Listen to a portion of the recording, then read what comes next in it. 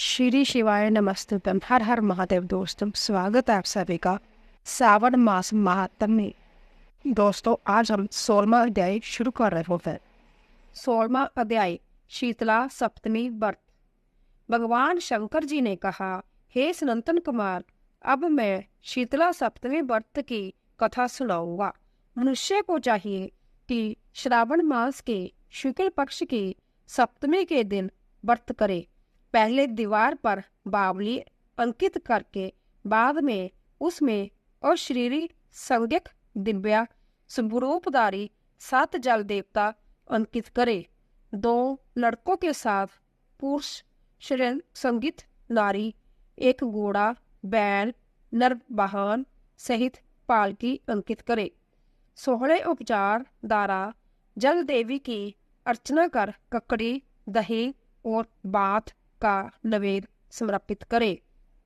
नवेद पदार्थों को बामन ब्राह्मणों को देना चाहिए। इस प्रकार 7 वर्ष तक व्रत करके प्रति वर्ष 7 सौभाग्यवतियों को भोजन करवा कर अध्यापन करवाना चाहिए।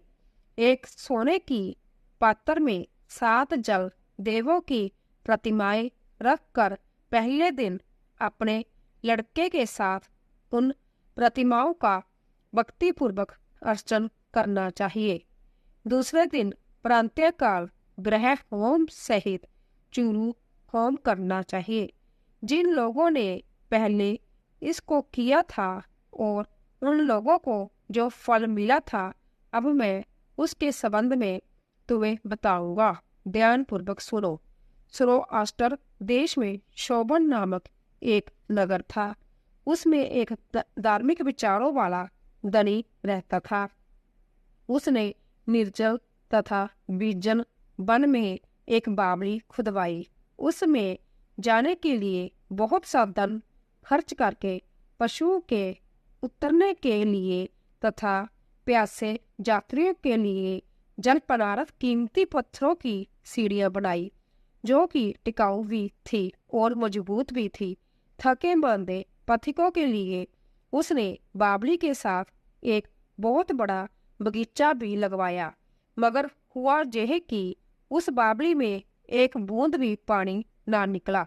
धनी ने दुखी होकर कहा, मेरा धन भी व्यर्थ गया और परिश्रम भी निष्फल गया। वह इन विचारों में ग्रस्त रात को उसी बावड़ी के पास सो गया। रात को स्वप्न में जल देवों ने आकर कहा, हे दनंद, हमसे तुम जल निकालने का उपाय सुनो। यदि तुम हमारे निमित्त अपने पुत्र की सादर बलि दे दो तो यह बावली उसी समय जल से भर जाएगी। धनिक यह स्वप्न देखकर अपने घर आया और उसने अपने धर्म में तत्पर पुत्र द्रविड़ से अपने स्वप्न का सारा हाल कहा। उसके पुत्र ने स्वप्न की सारी बात सुनकर दनंद से कहा, पिताजी, मेरा तथा मेरे पुत्र के भी आप जन्मदाता है। इसके अलावा यह धर्म काम है। इसमें भला सोचने की क्या बात है। वास्तव में मैं धर्म तो स्थायी है और पुत्र आदि सब नाशवान है। अल्प मूल्य से किसी बड़ी वस्तु की प्राप्ति एक कठिन कार्य है। मेरे शीतांशु तथा चंडाशु 2 लड़के हैं। आप बिना किसी सोच विचार के मेरे बड़े लड़के शीतांशु की बलि दे दीजिए। लेकिन पिताजी, यह मामला आप स्त्रियों से गुप्त रखिएगा। गुप्त इसीलिए कि मेरी पत्नी इस समय गर्भवती है और प्रसव का समय निकट है। वह अपने मायके जाने वाली है। उसके साथ मेरा छोटा लड़का भी जाएगा और उसके जाने के बाद यह काम निर्विघ्न संपन्न हो जाएगा। दनंद ने पुत्र की बात सुनकर कहा, हे पुत्र, तुम धन्य हो और चूंकि तुम मेरे लड़के हो इसीलिए मैं भी धन्य हूँ। मैं अपने को पुत्र वाला मानता हूँ। इसी बीच उसकी पत्नी सुशीला को उसके मायके से बुलावा आ गया। वह अपने मायके जाने के लिए तैयारियां करने लगी। तभी द्रविड़ ने अपनी पत्नी से कहा, यह बड़ा लड़का जहाँ मेरे पास रहेगा तथा छोटा लड़का तुम्हारे साथ जाएगा। सुशीला ने अपने पति के आदेश अनुसार अपने बड़े लड़के को तो अपने पति के पास छोड़ दिया और छोटे लड़के को साथ लेकर अपने मायके को रवाना हो गई। उसके जाने के बाद पिता और पुत्र दोनों ने मिलकर शितांशु को तेल मल कर बलिभांति स्नान कराया और कीमती कपड़ों तथा बहुमूल्य रत्नों से उसे सजाया। जब वरुण नक्षत्र पूर्णषाढ़ा का दिन आया तो दोनों ने उसे बावली के किनारे पर ले जाकर खड़ा कर दिया और कहा, इस लड़के की बलि से जल देवता प्रसन्न हो। बस बलि देने की देर थी कि बावली अमृत तुल्य जल से भर गई। दोनों पिता पुत्र बावली के सुधा तुल्य जल से प्रसन्न हुए, लेकिन पुत्र के नाश से दुखी होकर अपने घर को वापिस लौट आए। उधर मायके में सुशीला के जहाँ तीसरा लड़का पैदा हुआ। जब लड़का 3 मास का हो गया तो वह अपने ससुराल वापस लौटी। मार्ग में जब वह उसी बावली के पास आई तो उसे जल से परिपूर्ण देख चकित रह गई। उसने प्रसन्न चित्त से उसमें स्नान करके कहा, मेरे शवसूर का उद्योग तथा धन का खर्च यथोचित सफल हुआ। उस दिन श्रावण मास के शुक्ल पक्ष की सप्तमी तिथि थी। सुशीला ने स्नान करके शीतला का शुभ व्रत करके वहीं पर ही दही तथा चावल मंगाकर स्वादिष्ट पाक बनवाया। जल देवता का अर्चन करके दही चावल और ककड़ी का निवेद्य देकर बामन ब्राह्मण को दे दिया। अपने साथ बालों के सहित आप भी दही चावल और ककड़ी का भोजन किया। वहां से सुशीला का गांव 4 कोस पर था। जब सुशीला अपने दोनों लड़के के साथ बावली से घर की ओर चली तो जलदेव आपस में कहने लगे कि इसका मरा हुआ लड़का इसको वापस लौटा देना चाहिए, क्योंकि इसने बड़े प्रेम से हमारा व्रत किया है।